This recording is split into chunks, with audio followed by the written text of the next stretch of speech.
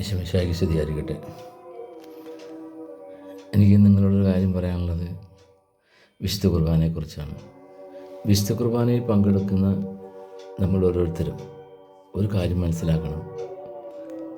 നമ്മൾ നമ്മുടെ അടുത്തുള്ള ദേവാലയത്തിൽ അല്ലെങ്കിൽ നമ്മുടെ ഇടവക ദേവാലയത്തിൽ വിശുദ്ധ ബലിയിൽ പങ്കെടുക്കാൻ പോകുന്നു. ആ ദേവാലയത്തെയാണ് നമ്മൾ കാണുന്നത്. അതുകൊണ്ടാണ് നമ്മുടെ നമുക്ക് ഒരുപാട് തെറ്റുകൾ പറ്റുന്നത്. നമ്മൾ ദേവാലയത്തിൽ ചെന്ന് ഈശോയുടെ പെസഹ ആചരിച്ച മേശയ്ക്ക് അരികിലാണ് നമ്മൾ ഇരിക്കുന്നത്. മേശയുടെ ഒരരികത്ത് ആണ് നമ്മൾ ആ ബലി അർപ്പിക്കാനിരിക്കുന്നത്. അപ്പോൾ ഈശോ നമ്മോട് കൂടെയുണ്ട്. ഈശോ നമ്മളിൽ നിന്ന് മാറത്തില്ല.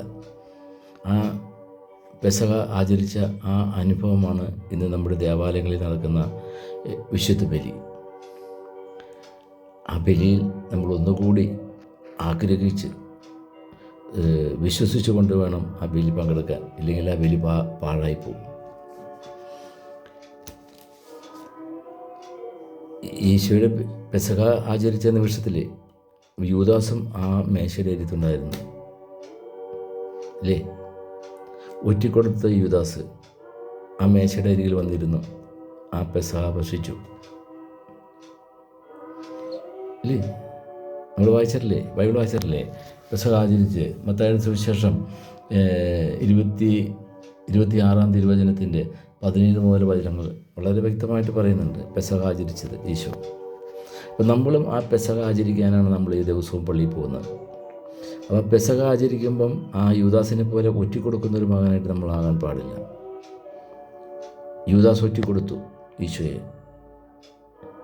ഇല്ലേ? യൂദാസ് ഒറ്റിക്കൊടുത്തത് ആ പെസഹ മേശയ്ക്ക് പുറത്ത് വെച്ചായിരുന്നു. നമ്മൾ ഒറ്റിക്കൊടുക്കുന്നത് ആ പെസഹ മേശയുടെ ചേർന്നിരുന്നു കൊണ്ടാണ്. രണ്ടും തമ്മിൽ ഒരുപാട് വ്യത്യാസമുണ്ട്. ആ യൂദാസിനെ നമ്മളിന്ന് ഒറ്റുകാരനാക്കി. കൂടെ ഇരുന്ന് ഒറ്റിക്കൊടുക്കുന്നത് നമുക്ക് ആർക്കും നമ്മളെ തിരിച്ചറിയാൻ പറ്റുന്നില്ല. അപ്പോൾ വിശുദ്ധ കുർബാനയിൽ പങ്കെടുക്കാൻ വരുന്നവർ വിശുദ്ധ യേശുവിൻ്റെ പെസഹ ബലിപീഠത്തിൽ പെസഹ മേശയുടെ ചുറ്റുമാണ് ഇരുന്ന് ആ ബലി അർപ്പിക്കുന്നതെന്ന് ഓർമ്മ വേണം. അതായത് നമ്മൾ ഒറ്റിക്കൊടുക്കുകയാണ്. നമ്മൾ പലരും എല്ലാവരും എനിക്കറിയാവുന്ന ഒരുപാട് എല്ലാവരും ഒറ്റിക്കൊടുക്കുക. ആ ബലിയർപ്പണത്തിൽ ആ പെസഹ ബലിയുടെ പങ്കെടുക്കുന്ന നമ്മൾ പല വിചാരങ്ങൾ കൊണ്ട് നമ്മൾ യേശുവിനെ ഒറ്റിക്കൊടുക്കുക. എന്നിട്ട് നമ്മൾ സ്വീകരിക്കും ആ യൂദാസിനെ പോലെ ആ ബലിവസ്തു. ശരിയല്ലേ? നമ്മളെല്ലാവരും ഒറ്റിക്കൊടുക്കുകയല്ലേ? നമ്മൾ ആ അരമണിക്കൂറോ 3/4 മണിക്കൂറൊക്കെ ഉണ്ടാവുള്ളൂ ഒരു ബലി. ആ 3/4 മണിക്കൂർ പോലും നമുക്ക് സ്വസ്ഥമായിട്ട് സമാധാനമുണ്ട്, ശാന്തതയോടെ ആ ബലിയർപ്പണത്തിൽ പങ്കെടുക്കാൻ പറ്റാത്തത് എന്തുകൊണ്ടാണ്? നമുക്കറിയത്തില്ല. നിങ്ങളതറിയണം. നിങ്ങൾ ആ ബലി അർപ്പിക്കാൻ വന്നിരിക്കുന്നത് യേശുവിൻ്റെ പെസഹ പീഠത്തിൻ്റെ അരികത്താണ്. മനസ്സിലായില്ലേ? ആ പെസഹ പീഠത്തിൻ്റെ അരികത്തിരുന്നു കൊണ്ട് നമുക്ക് അശുദ്ധമായതൊന്നും ചിന്തിക്കാൻ പാടില്ല. ആ ബലിയിൽ മാത്രം ശ്രദ്ധ കേന്ദ്രീകരിക്കട്ടെ. എന്താണ് പറയുന്നത്? വിശുദ്ധ ബലി, അതായത് വിശുദ്ധർക്കുള്ളതാണ്. നമ്മളെല്ലാം വിശുദ്ധരാണ്. നമ്മളെല്ലാം ആ ബലി അർപ്പിക്കാൻ ചെല്ലുമ്പം വിശുദ്ധരാണ്. ആ ബലി അർപ്പിക്കാൻ ചെല്ലുന്ന സമയത്തുണ്ടാകുന്ന ആ ചിന്തകളാണ് നമ്മളെ അശുദ്ധരാക്കി മാറ്റുന്നത്. അപ്പോൾ നമുക്ക് നമ്മുടെ ബലിയർപ്പണം പാഴായിപ്പോവും. അത് പാടില്ല. വിശുദ്ധ ബലിയിൽ പൂർണ്ണ മനസ്സോടും പൂർണ്ണ ആത്മാവോടും പൂർണ്ണ ശക്തിയോടും കൂടി യേശുവിനെ മനസ്സിൽ ധ്യാനിച്ച് പ്രാർത്ഥിച്ച് ആ ബലിയിൽ പങ്കെടുക്കുമ്പോഴാണ് ആ വിശുദ്ധ ബലി പൂർണ്ണമാകുന്നത്. ഞാൻ എപ്പോഴും ഏത് സമയത്തും വിശുദ്ധ കുർബാനയെക്കുറിച്ച് പറയുമ്പോൾ ഒരു കാര്യം പറയാറുണ്ട്.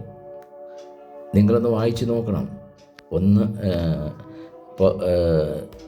1 കൊറിന്ത്യൻസിൻ്റെ 11-27 വചനം നിങ്ങളൊന്ന് വായിച്ച് നോക്കണം.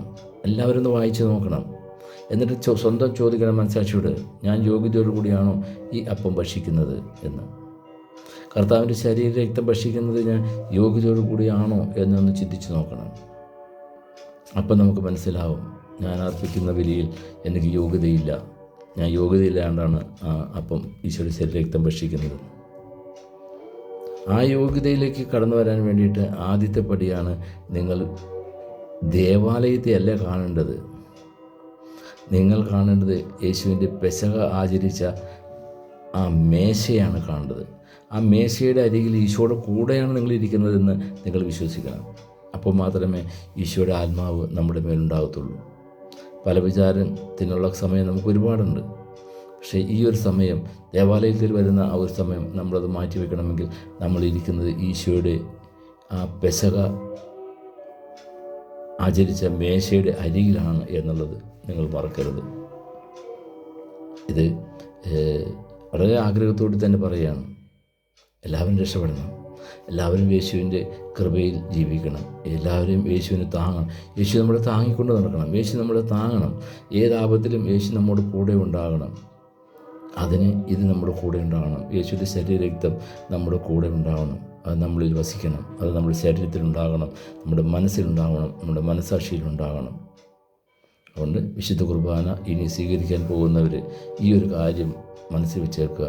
ഞാൻ പള്ളിയിലല്ല പോയി കൂടുന്നത്, ഞാൻ ഈശോയുടെ ആ പെസഹ ബലി ആചരിച്ച ആ മേശയുടെ ചുറ്റിലേക്കാണ് ഞാൻ പോകുന്നത്. അപ്പോൾ നിങ്ങളിലുള്ള പല വിചാരങ്ങളെല്ലാം വിട്ടുപോകും. ഒന്ന് ശ്രമിച്ചു നോക്ക്, ഇല്ലെങ്കിൽ ഈ ബലിയെല്ലാം പാഴാം. നമ്മൾ ഈ ദിവസവും കാലത്ത് ഈ മഴയത്തും മഞ്ഞത്തും ഒക്കെ പോയി നിന്ന് ഈ ബലി അർപ്പിക്കുന്നതിൽ അർത്ഥമില്ലാണ്ടായിപ്പോൾ ഒന്ന് ശ്രമിച്ചു നോക്കുക. ഈശോ മിശിഹായ്ക്കും സ്തുതിയായിരിക്കട്ടെ.